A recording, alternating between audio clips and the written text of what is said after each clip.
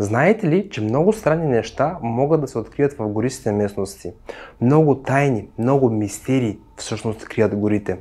Предполагам, че знаете, горите са една огромна част от нашата Земя, от нашата планета. Но какво може да крие една гора? В този видеоклип, приятели, ще чуете неща, които съм сигурен, че преди това не сте ги чували.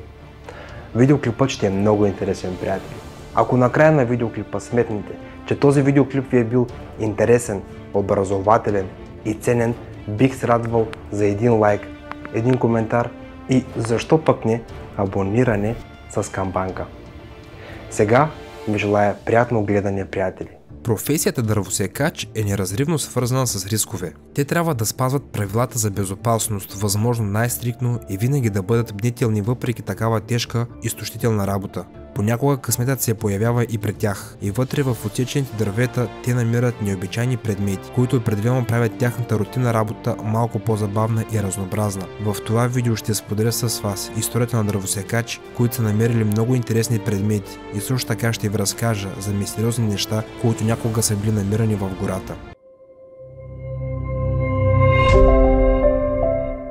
Дървосекачите от нашата история са работили за компания и са се намерили в окръга на Джаспър, Джорджия. Същността на работата на дървосекачите е да секат дървета, от които по-късно ще се произвежда хартия. Тази история се случва през 80-та година, когато дървосекачите отиват в гората на следващия работен ден, където отсичат кестен. Това дърво се използва много често в индустрията, понеже расте много по-бързо от дъба. Порано в Съединените американски щати са растели много кестени, но през миналия век при дърветата са се появили някакъв вид гъбички и кестените са започнали да изчезват. Сега те могат да бъдат намерени само в Ню Хемпшир, Алабама, Джорджия, Тенеси и Нова Шотландия. Това дърво е имало няколко интересни свойства. Те са били изправени пред задачата да изсекат възможно най-много дървета. Било е планирано тази работа да отнеме цял ден. Когато са започнали да секат дърветата, те са разбрали, че вътре в един от кестените има нещо. Те са разбрали това веднага, щом са ударили ствола. Това се е случвало доста често с този вид дървета. Така че дървосекачите не са предали голямо значение и са продължили. В това време те все още са успели да отсекат достатъчно дърво, за да произведе качествена хартия, но те са нямали представа какво ги чака вътре. Когато кестенът е паднал, дървосекачите са започнали да го цепят на по-малки парчета, затоварени в машината, и един от работниците е забелязал нещо вътре в ствола. Когато светлината е падала вътре в дървото по необичаен начин, тогава той е решил да погледне вътре, след което е отскочил назад в ужас. Нещо вътре в дървото е гледало право към него. Когато се е вгледал отблизо, той е разбрал, че това е куче по същество. Лапи, отлъжена муцуна и остри зъби са се забелязвали. Дървосекачите не са знали как кучето е влязло там и защо изобщо се е озовало в дървото. След като е трябвало да свършат работата, трябвало е също да решат бързо какво да правят по-напред. От една страна са знаели, че ако не отрежат дървото надолу, те са щели да загубят пари. От друга страна, находката им е била твърде необичайна, за да могат просто така да се сбогуват с нея.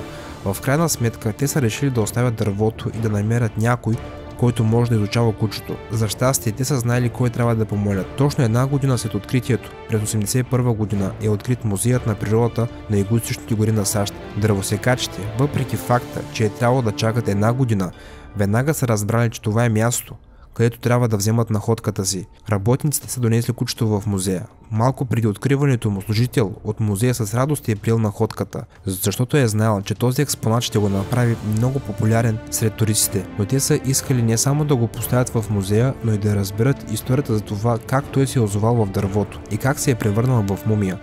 Но интересното е, че никой не е разбрал как кучето се е озовало там и как всъщност кучето се е превърнало в мумия, без да бъдат използвани методите, които са били използвани в Древен Египет. Никой не е можел да отговори. Затова е било решено да се обърнат към биолози, за да могат да проучат находката. Тогава служителите в музея са поканили Кристина Килгроув, антрополог и биолог от университета на Западна Флорида.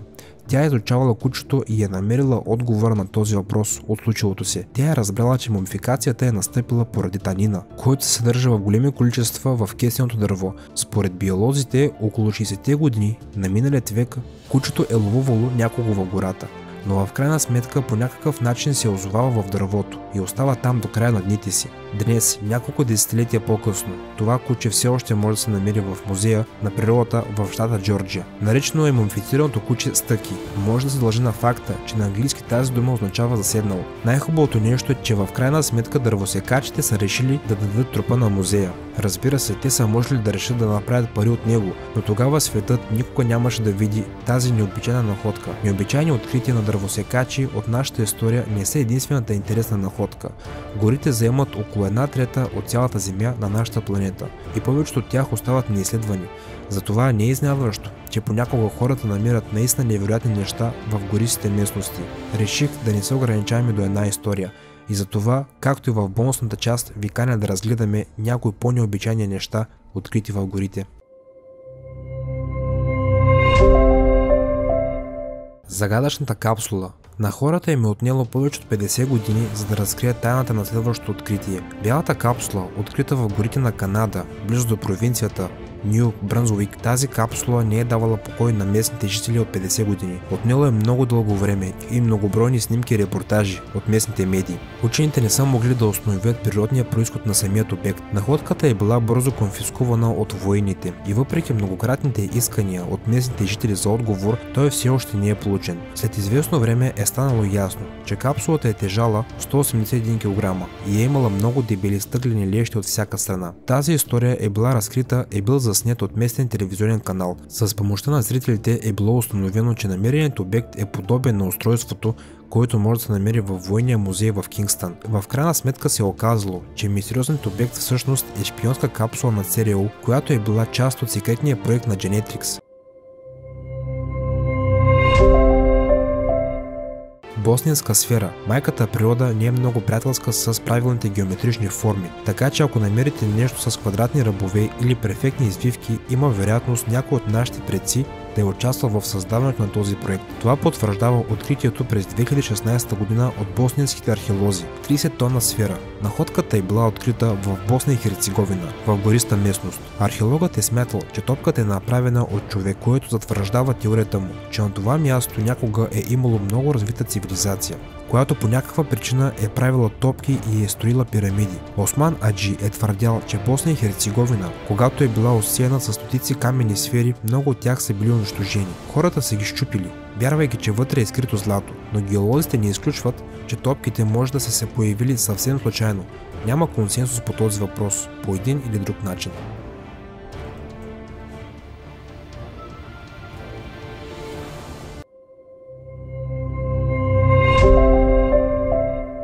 Танково гробище. Изследователите фотограф Максим Култ пътува по целия свят в търсене на различни гробища за автомобили. Но тези снимки на изоставените танкове, стоящи един до друг в висока трева, са може би връхната точка на неговите колекции. Не за да привлече тълпи от туристи, полето всъщност е осеяно с военна техника и напомня за ужасните последици от отдавна забравен конфликт. Някои екземпляри дори са в изправност, докато други е малко вероятно да успеят да напуснат това поле сами. Следващата снимка може да е сцена от научно-фантастичен филм. В горите може да намерите много неща, като нефт, каменни сфери и дори танкове. Но едва ли очаквайте да видите цели алеи с изоставени коли там. Полският фотограф Аркадиуш е посетил затворените зони близо до японската атомна електроцентрала Фукушима 1, откъдето населението е било евакуирано след ядрената авария през 2011 година. 8 години след аварията, която е довела до евакуацията на над 160 000 души, повечето от които все още не могат да се върнат от дома и някои райони дори все още са толкова опасни, че не можете да влезете там. Космически кораб. Находката от тази точка е буквално извън този свят. Но поне за известно време Уанг Цзен и Чан Хо Цзен от село Учанг, провинция Фудзиен, са забелязали нещо необичайно. Докато са се разхождали из близката гора, първоначално двойката са помислили, че са намерили катастрофирал НЛО кораб и всъщност са били прави за няколко часа. Но след известно време е станало ясно, че катастрофиралият космически кораб всъщност е част от ракетата на Китайската национална космическа администрация. Плъховете на Босави. През 2009 година, докато са изследвали отдалечената гора, откъсната от останалия свят поради местоположението си в кратера на изгасналият вулкан Босови на надморска височина над 1000 метра в южната част на Папуа Нова Гвинея, учените са открили нов вид на гигантски плъхове с тегло над килограм и половина и дължина около 81 см. Вълнистият плъх е един от най-големите плъхове в света в момента. Те изобщо не са агресивни към хората и не се страхуват от тях, като например спокойното отношение към хората се дължи на отдалечеността на местообитанията на вълнистия плъх. Плъха е открит по време на заснемането на документален филм. Видеоклипа хареса ли ви? Коя част най-много ви допадна? Бих се радвал да чуя вашите коментари. Предполагам, че знаете. Отговарям на всеки един коментар. За мен това е удоволствие. Ако видеоклипът ви е харесал, не забравяйте един лайк, един коментар и задължително абониране с камбанка. И преди да си кажем чао, искам да споделя с вас, че това е моят плейлист с всички интересни качени видеоклипове от мен в YouTube, а това е моят последно качен видеоклип в YouTube, много интересен, натискайте и се наслаждавайте. Чао, приятели, и до скоро!